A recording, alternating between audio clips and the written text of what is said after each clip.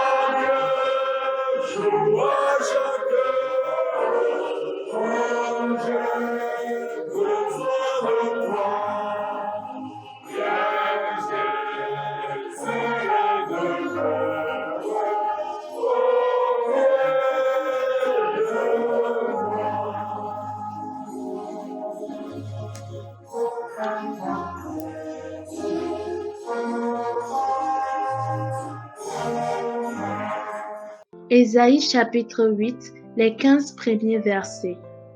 Nous lisons. L'Éternel me dit, prends une grande table et écris dessus d'une manière intelligible, qu'on se hâte de piler, qu'on se précipite sur le butin. Je pris avec moi des témoins dignes de foi, le sacrificateur Uri et Zacharie, fils de Béréchia.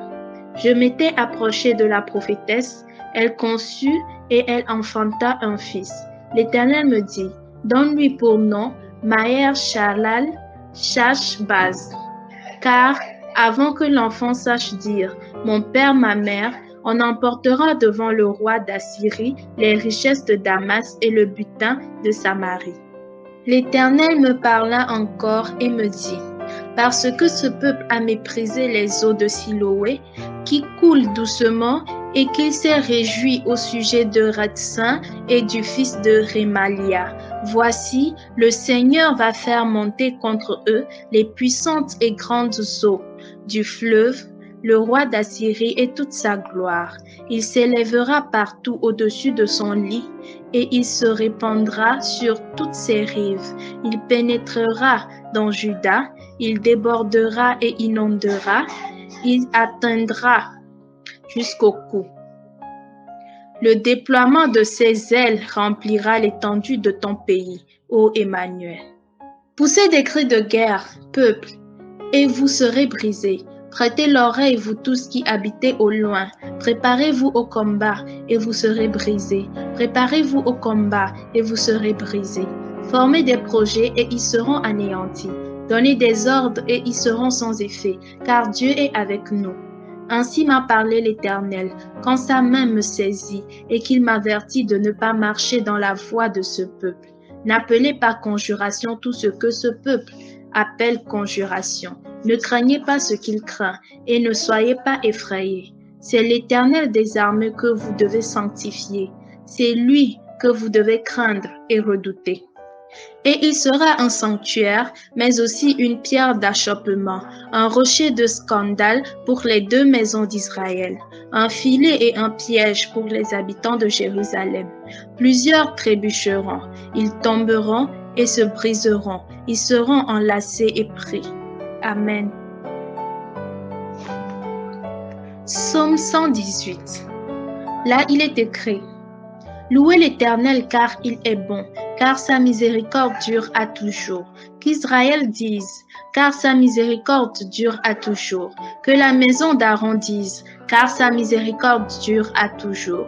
Que ceux qui craignent l'Éternel disent, car sa miséricorde dure à toujours. Du sein de la détresse, j'ai invoqué l'Éternel.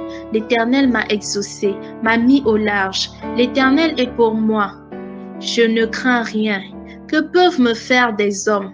L'Éternel est mon secours, et je me réjouis à la vue de mes ennemis.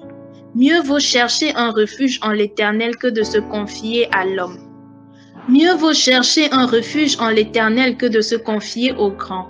Toutes les nations m'environnaient. Au nom de l'Éternel, je les taille en pièces. Elles m'environnaient, m'enveloppaient. Au nom de l'Éternel, je les taille en pièces. Elles m'environnaient comme des abeilles. Elles m'éteignent comme un feu d'épines. Au nom de l'Éternel, je les taille en pièces.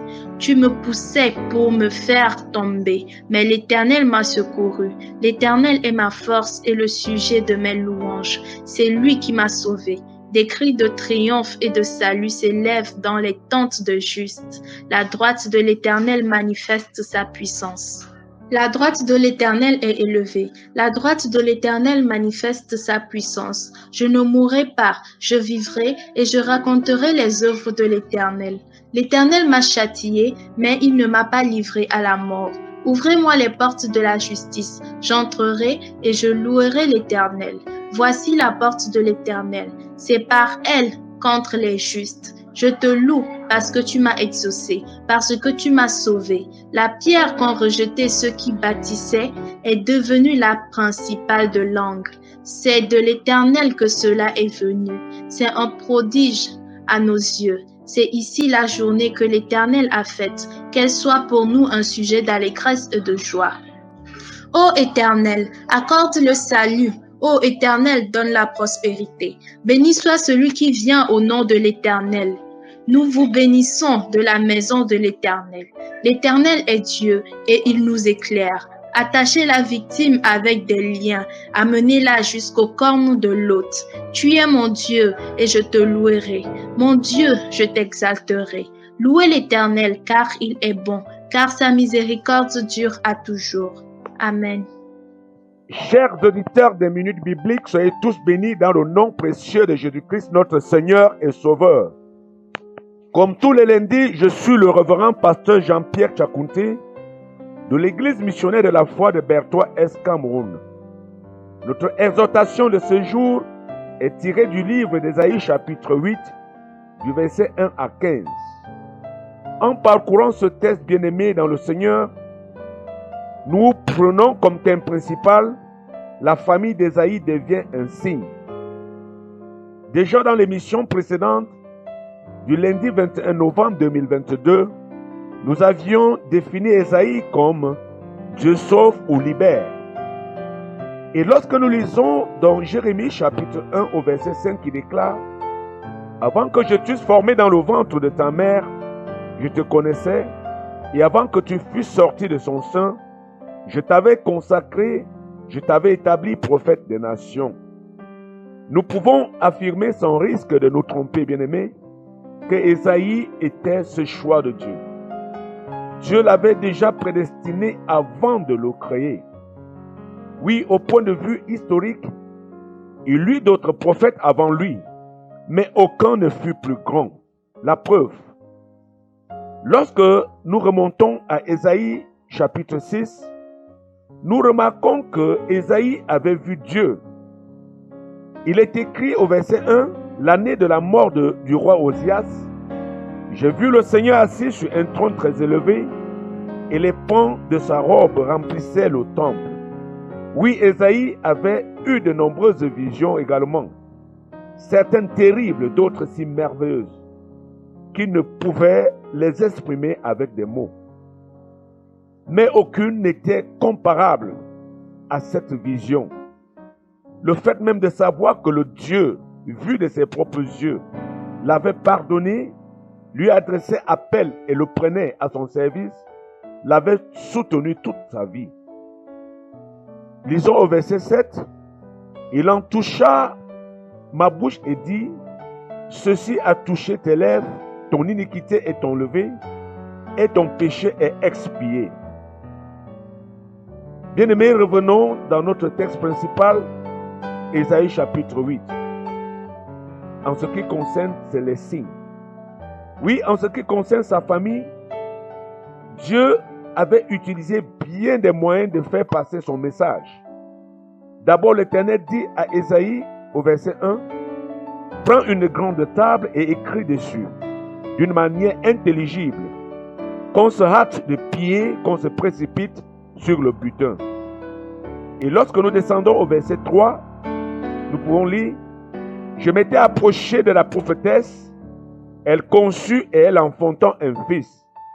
L'Éternel me dit, donne-lui pour nom Maher-Shalal Shashbaz. » Nous remarquons, bien-aimés, une similitude entre ces deux versets, à savoir le verset 1 et le verset 3. Mais ce que j'aimerais que tu remarques ici est que le fait que Damas et Samarie couraient à un échec s'incarnait déjà dans le nom du jeune fils d'Ésaïe, Maher-Shalal Shashbaz, qui signifiait tout simplement prompt, butin, proche, pillage. Et la prophétesse dont nous parle la Bible ici n'était que la femme d'Ésaïe. Bien-aimés, lorsque nous remontons également dans le chapitre 7, nous remarquons que le nom de son fils, Shia Jashub, signifiait également un reste reviendra. Nous voyons bien que les noms des fils d'Ésaïe étaient un constant rappel de son enseignement. Vous pouvez le vérifier dans le chapitre 8 et le chapitre 10 au verset 20. Oui, l'Éternel prédisait tout ce qui devait arriver à travers les noms des enfants d'Ésaïe. L'Éternel même expliqua cela d'avance. Au verset 4 d'Ésaïe chapitre 8, lorsque nous lisons, « Car avant que l'enfant sache dire, mon père, ma mère, on emportera devant le roi d'Assyrie les richesses de Damas et le butin de Samarie. » Oui, dans cette histoire, bien-aimée, nous voyons également la main de Dieu. Au verset 6, nous lisons, « Parce que ce peuple a méprisé les eaux de Siloué qui coulent doucement. » Au verset 7 d'Ésaïe 8, « Voici le Seigneur va faire monter contre eux les puissances et grandes eaux du fleuve. » Il s'agissait ici du roi d'Assyrie et toute sa gloire. Ce que je voudrais te faire comprendre est que l'empire païen d'Assyrie ne savait pas qu'il était utilisé par le vrai Dieu pour frapper Jérusalem et ses idoles et d'autres nations. Oui, l'Assyrie avait servi au but de Dieu. Nous voyons également dans ce texte bien-aimé la prédiction sur la venue du Christ, qui serait pour certains un rocher de scandale. Nous lisons au verset 14, Ésaïe 8, « Et il sera un sanctuaire, mais aussi une pierre d'achoppement, un rocher de scandale pour les deux maisons d'Israël, un filet et un piège pour les habitants de Jérusalem. » Et au verset 15, « Plusieurs trébucheront, ils tomberont et se briseront, ils seront enlacés et pris. » Bien-aimés dans le Seigneur, la Bible déclare, bien-aimés, dans le livre de 1 Pierre chapitre 2, au verset 7, « L'honneur est pour toi qui as cru. » Bien-aimé de Dieu, heureux pour toi, non seulement tu seras un flambeau au milieu de ton peuple, tu seras également ce choix de Dieu. Chers auditeurs des Minutes Bibliques, merci pour votre aimable attention. Je crois que vous avez été bénis, bénis et bénis. Et à la prochaine émission, s'il plaît à Dieu. Shalom.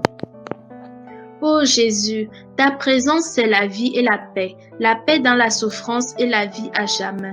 Chaque jour, à chaque heure, ô j'ai besoin de toi. Viens, Jésus, et demeure auprès de moi.